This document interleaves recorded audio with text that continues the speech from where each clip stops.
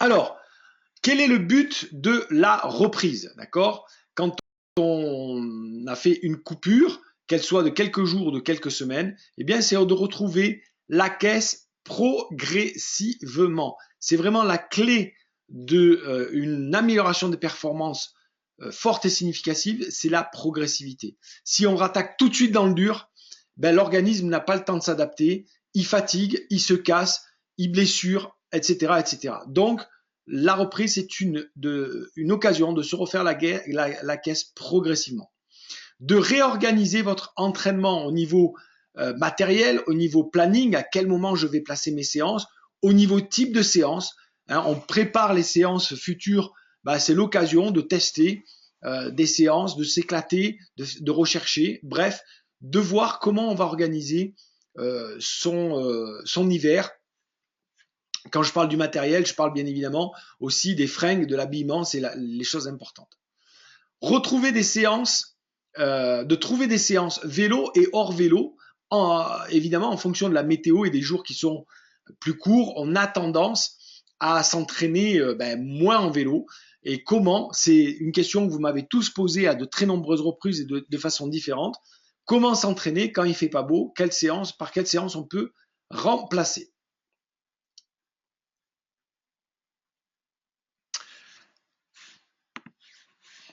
Réhabituer l'organisme à l'effort, d'accord? Donc ça va un peu à retrouver la caisse progressivement, mais je dirais c'est tout notre organisme, évidemment les muscles, évidemment le cœur, évidemment les poumons, mais finalement tous les organes comme les reins, le foie, etc., qui gèrent les toxines, eh bien tout l'organisme se réhabitue progressivement à l'effort. Développer des qualités cardiovasculaires de base, très clairement, c'est l'occasion de développer l'endurance et la récupération, qui sont les qualités de base qui vont nous permettre d'encaisser les futures périodes d'entraînement.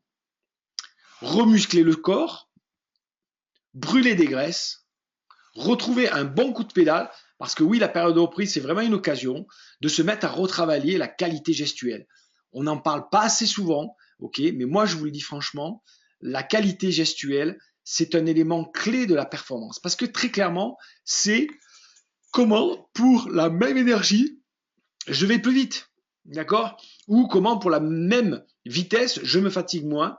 Et donc, en vélo, dites-vous bien que ben voilà, hein, vous mettez en moyenne 80, 90, 100 tours de pédale à la minute. Donc, si à chaque tour de pédale, vous perdez ne serait-ce qu'un watt, eh bien, dites-vous que vous avez perdu 100 watts à la minute. Et donc, il y a 60 minutes dans une heure. Eh bien, ça fait 6000 watts que vous avez perdu, d'accord. On pourrait dire 6000 calories, ça serait facile, c'est pas tout à fait ça le calcul, mais même si on est à 3-4 000 calories de l'heure dépensée parce que vous avez un petit problème technique, je trouve que c'est intéressant de le prendre en considération et de le travailler vraiment dans cette période-là. Donc c'est l'occasion de préparer notre corps et notre esprit à supporter des entraînements qualitatifs. Mais surtout, et j'insiste sur ce point, de ne pas perdre le niveau chaque année.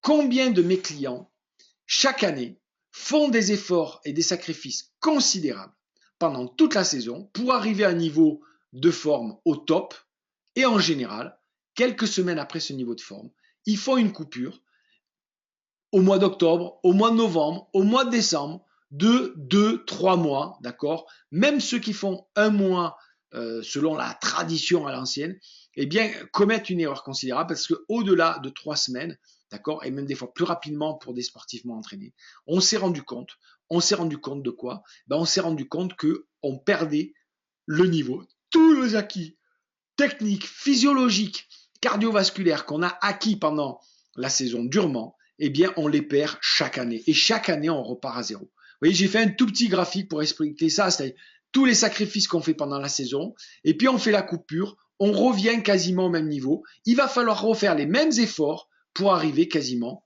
au même niveau. Mais quel est l'intérêt de chaque année se dire, je me bats pour gagner 30 secondes, 1 minute, pour faire à peu près les mêmes performances? C'est nul, d'accord? Et s'il y a quelque chose qui vous fera vraiment passer un cap, eh bien, c'est de reprendre comme il faut le vélo et surtout de ne pas arrêter votre saison. Donc, c'est pour ça que très tôt cette année, je fais démarrer la reprise pour vraiment que vous inciter à vous remettre au vélo doucement, avec plaisir. Il n'y a pas de pression, il n'y a pas d'enjeu, mais justement, c'est l'occasion de bien reprendre. Alors, pour ça, on va voir, et je le rappelle encore une fois pour ceux qui viendraient d'arriver, les amis, notez vos questions, vous me les poserez en fin de présentation. Voici les 4 zones de l'entraînement. Okay, c'est peut-être simplissime pour certains, c'est bien à rappeler. La zone numéro 1, c'est la zone cardio-respiratoire. Quand vous rattaquez le vélo, en général, la première des choses qui vous limite et qui brûle, ce sont les périodes, votre limite cardio-respiratoire. Vous êtes essoufflé, vous avez du mal à ventiler, d'accord? C'est pas tant les muscles bien sûr chauffent, brûlent, etc. Mais rapidement, ça va être le cœur. Ok? Et même si vous êtes en forme, la première des choses qu'il faut retravailler, eh bien, ce sont les capacités cardiovasculaires, redévelopper notre volume cardiaque, redévelopper les échanges gazeux, redévelopper le volume de nos artères, etc., etc., ce qui va nous permettre de mieux récupérer et de mieux encaisser les efforts. D'accord? Donc, toujours la zone d'entraînement numéro 1, celle qu'on travaille, c'est plutôt le cardio. Ensuite, ça va être la zone périphérique, c'est-à-dire la zone musculaire. On va travailler les muscles. Et quand vous êtes en forme, très vite, ce qui va vous limiter, eh bien, c'est votre force, votre puissance. Qu'à un moment, les muscles ne peuvent pas forcer plus. Ils brûlent ou ils font mal ou simplement vous n'avez plus de force. Et donc, dans un deuxième temps, on va privilégier le développement musculaire, le développement de qualité musculaire. Je ne dis pas qu'on ne néglige les qualités cardio-respiratoires, mais elles ne sont plus prioritaires. Dans un troisième temps, vraiment quand on est au top au niveau respiratoire, au top au niveau musculaire, donc ça c'est ce qu'on voit souvent chez des bons cyclistes amateurs, hein, des premières catégories, des choses comme ça, on va mettre l'accent sur la technique, d'accord? Véritablement l'accent sur la technique. Alors, pendant les périodes cardiovasculaires, on peut tout à fait travailler la technique, mais là, quand on est au point au niveau cardio-respiratoire et au niveau musculaire, on va faire vraiment un travail technique approfondi, pointu sur la position, le CX, l'aérodynamisme, etc. Okay, donc, on va pousser un petit peu plus. C'est le troisième niveau de performance. Okay. Et puis, le quatrième et dernier niveau de performance, eh ben, c'est le mental et le tactique. Hein, très clairement, comment on gère la douleur, comment on arrive à se dépasser, comment on fait pour dépasser le trac de l'avant-course, pendant une course, etc., être dans les bonnes émotions, dans les bonnes énergies, etc., etc., etc. D'accord?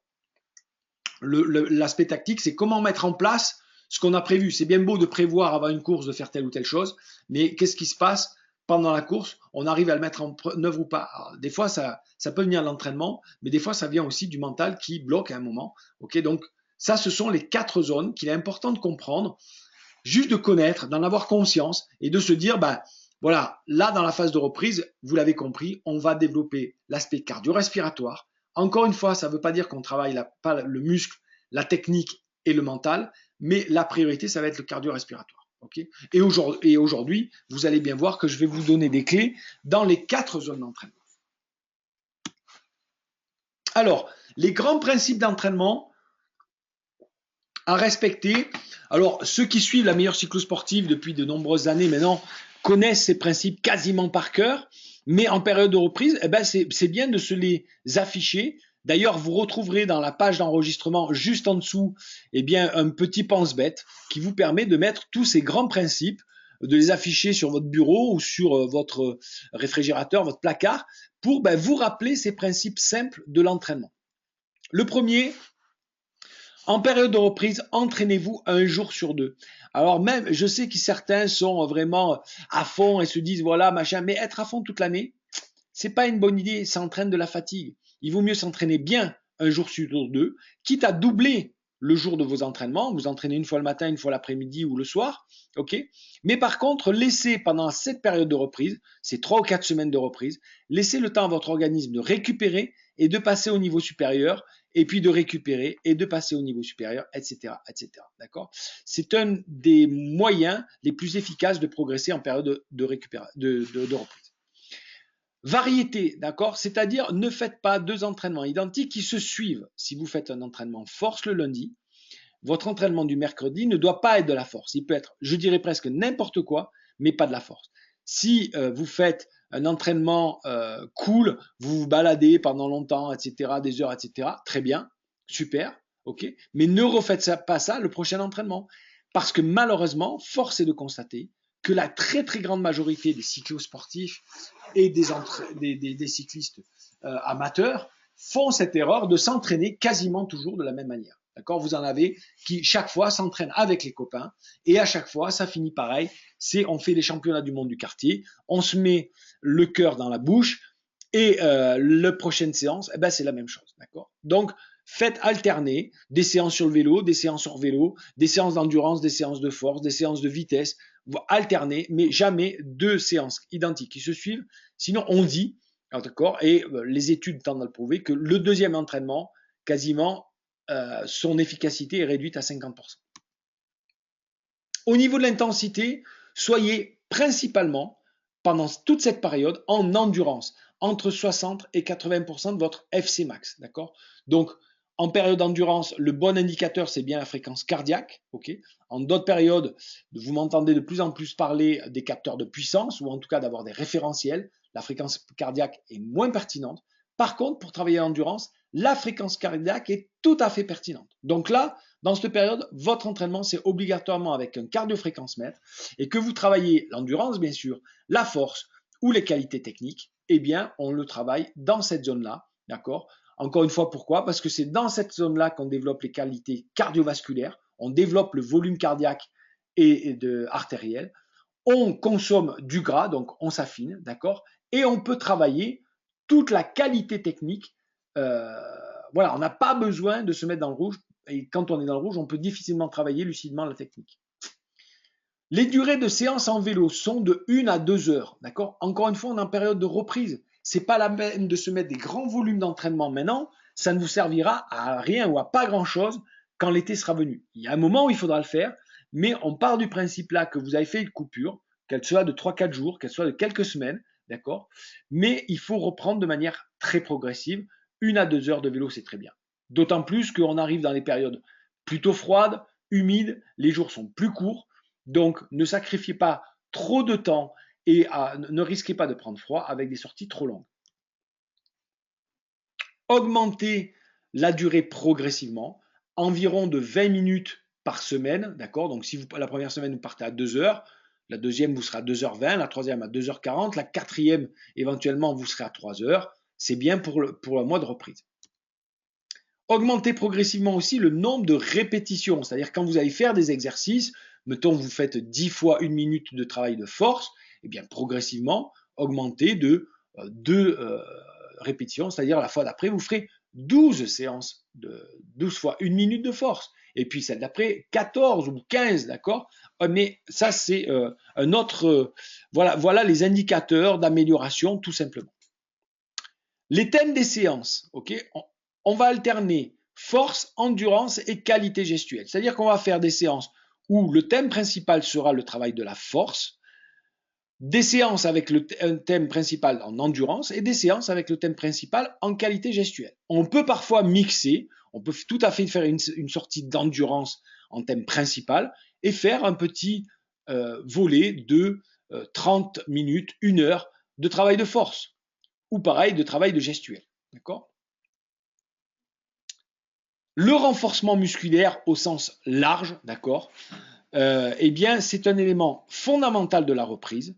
Et donc, on va faire des séances plutôt avec du poids de corps. Hein, on est en période de reprise. L'idée, c'est pas tant de travailler la masse et la puissance, ok, mais juste de remettre son organisme en action, tant sur le plan musculaire que cardiovasculaire, et également de pouvoir gagner du temps et s'entraîner même quand il fait nuit ou quand on n'a pas le temps. Donc, on va travailler l'explosivité et le gainage.